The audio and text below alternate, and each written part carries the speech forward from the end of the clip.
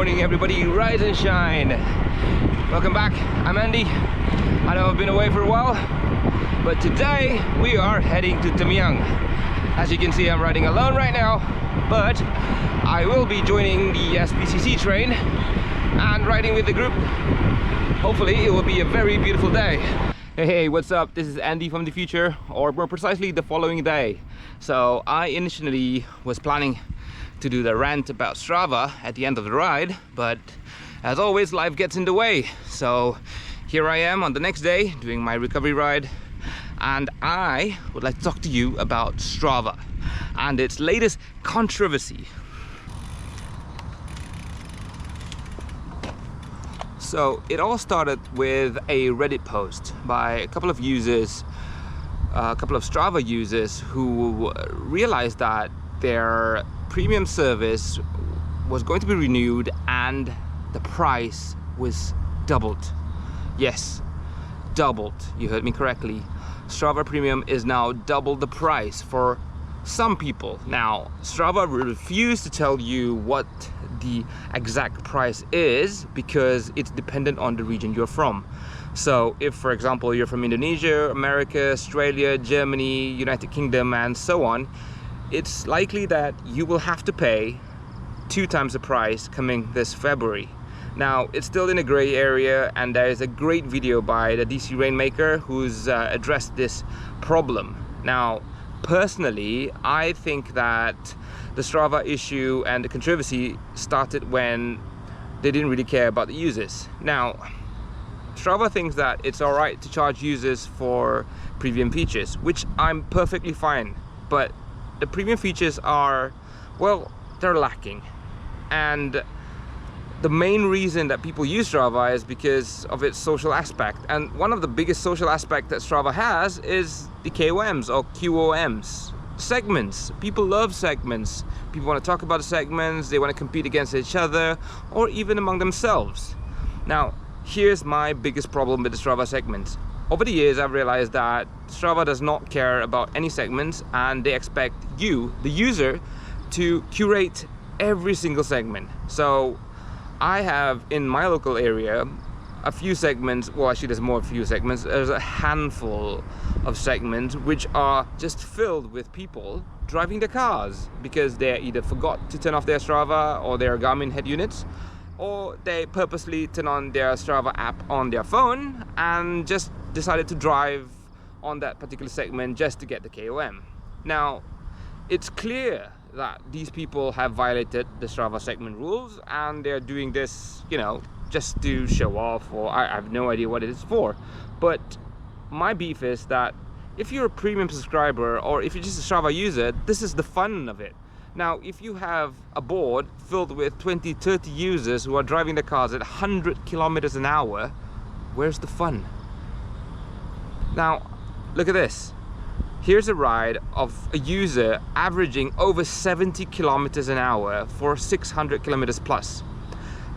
Don't tell me that you do not have the resources to come up with a AI or machine language to address this issue. I would be personally more than happy to pay for a service that filters this out and where I can, you know, compete local segments with my mates, because that's where the fun is. I'm not a pro. I just want to have fun, ride my bike and, you know, sit in a coffee ride and talk smack with my friends about who was fastest up a particular hill. But you've taken that away, and now you expect us to pay double. This is just pure disgust. Now, for me personally here, living in Malaysia, I registered myself in Malaysia. There is still no price difference, I think. It's still $60 a year. But yeah, it's affecting, I guess, half of the Strava users, and I don't think they're a happy bunch. To know more about this pricing structure, I suggest you go to DC Rainmaker's video. I will link that below. Now, I am going to leave you back with the past Andy, which is footage from yesterday's video. So please stay tuned and enjoy the show.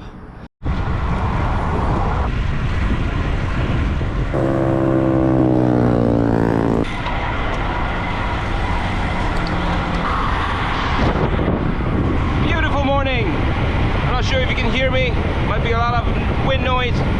I do not have one of those, they call them dead cats. You put them on top of the microphone to prevent all this wind noise.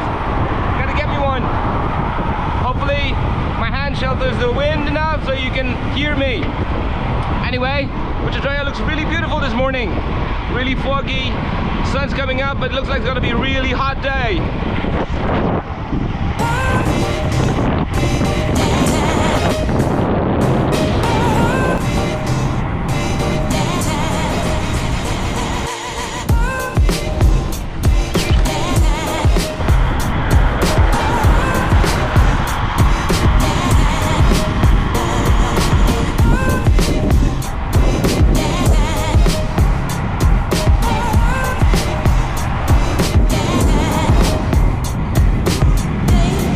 I'm here currently waiting for the SPCC train. I have no idea where they are because they seem to have forgotten to share their live location this morning, and I don't know if I'm late or I'm early, so yeah, I was expecting them to be here between 8:05 to 8:15, which is now, but I've not seen any trace of them or any other cyclists. So hopefully in the next 5 minutes they'll be here, otherwise maybe this might be a very long solo ride. Alright, let's just wait. I think that's finally them. Very late.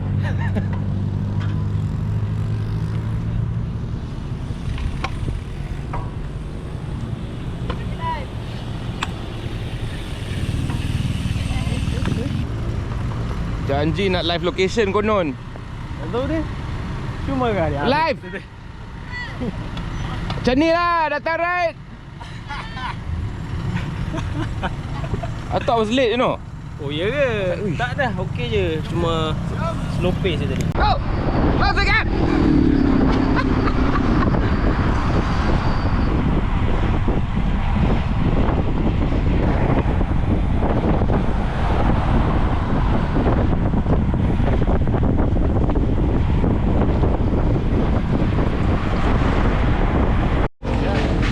Hey, I need to tell the camera why you didn't share your live location.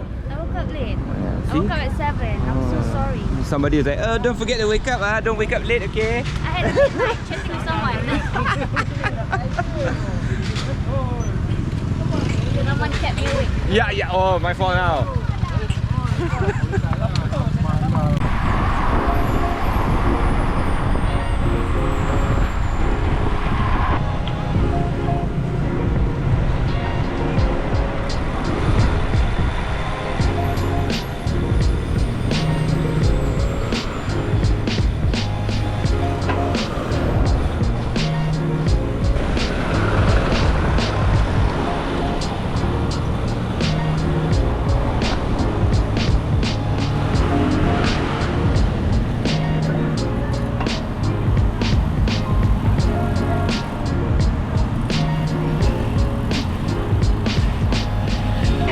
Still have that video of you tengah makan coklat kat sini.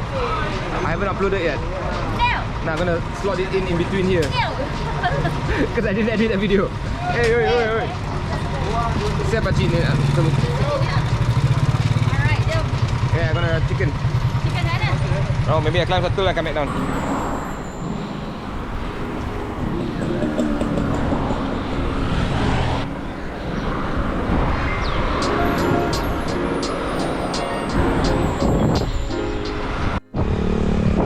Alright, done with Situl climb.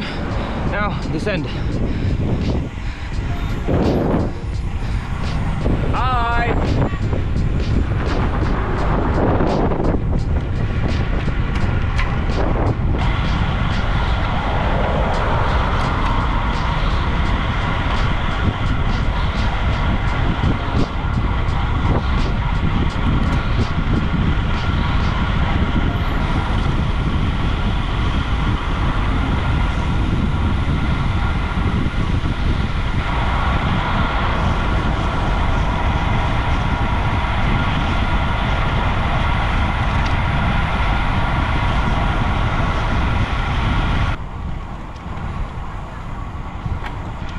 Alright, so small change of plans.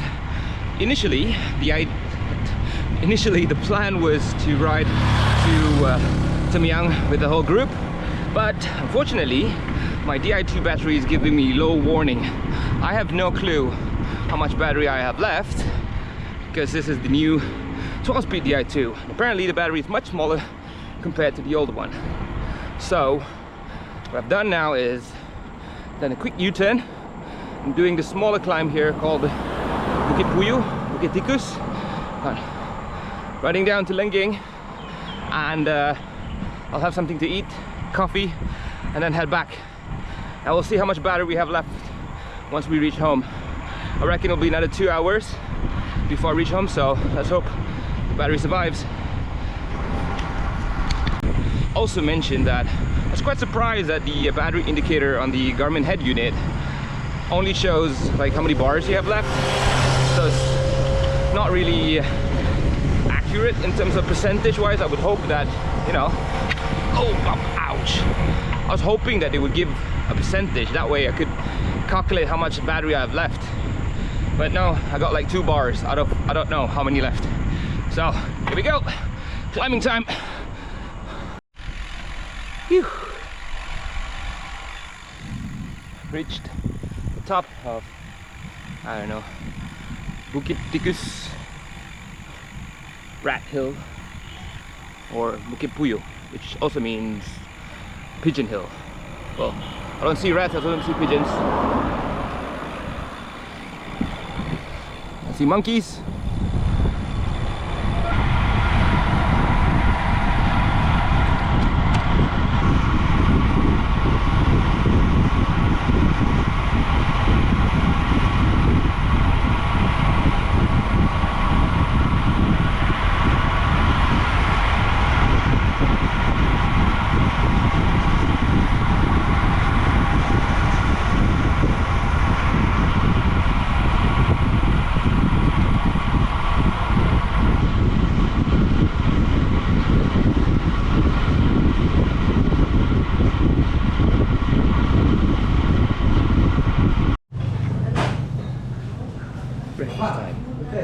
Eggs, kaya toast, coffee. I didn't ask for the straw, but you know how it is.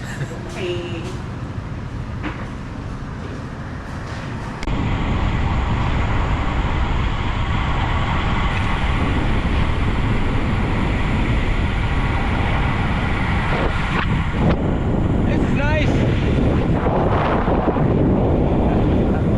Also, I like the new camera, GoPro Hero 11.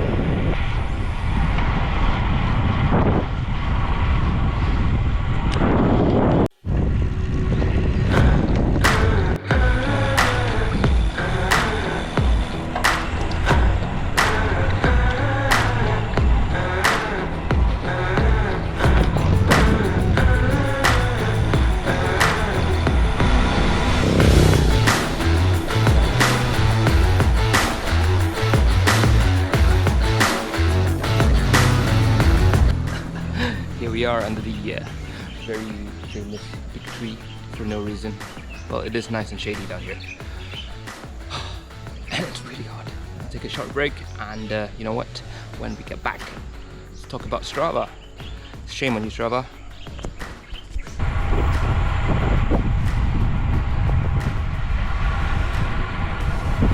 Oi. Hey, so made it back in one piece despite the astonishing heat.